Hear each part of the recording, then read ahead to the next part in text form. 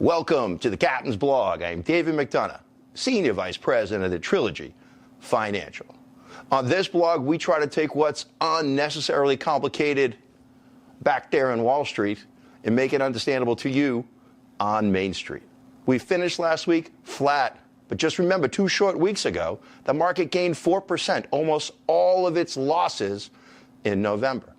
And I mentioned last week on this blog that the Fed would be cutting interest rates this week and that it was already priced into the market. We also had a large AI company coming out with earnings. Did those earnings continue the momentum in those FOMO stocks, or did profit taking ensue? Here's your week in review.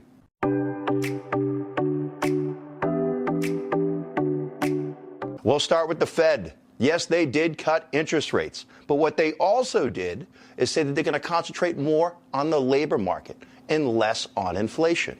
More on economic growth and, again, less on inflation. That gives the market a tailwind going into 2026 in positive momentum. But in negative momentum, we had that AI stock Oracle. Came out with earnings that did not beat expectations, down 10% in one day. Took the entire sector, the AI sector, down with it. I liken it to a bubble in a carpet. When that bubble goes down, the bubble will come up in another spot in the carpet. You need to be in those sectors before that bubble happens. Consult your local financial advisor for more details. So again, as of this print, the market is flat for the week. And here's what to look for next week.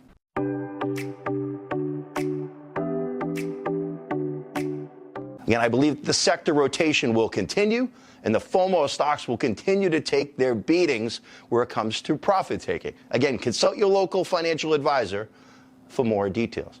I also believe that the Santa Claus rally has happened. We'll finish right around here by the end of the year. But I also believe that the bear will wake up.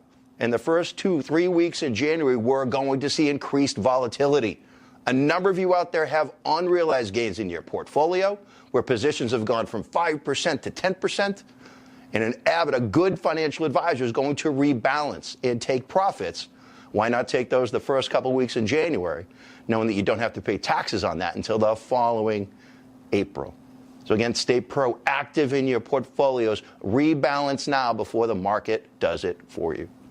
Now here's your personal finance tip of the week. With a market at an all-time high, it's time to get active versus passive. What do I mean by that? Buying an index fund is great when the index, the entire market is up. The S&P 500, all 500 stocks. Again, I'm of the opinion it is now time to buy focused type investments. Instead of buying 500, buy a company, buy a manager that picks 20 to 30 of those names that have value versus buying the entire sector. Lastly, take losses in your portfolio, if you have any, over the next 2 weeks. There is no reason to pay more in taxes than is necessary. So thanks again for checking in. We'll see you next week on the Captain's Blog.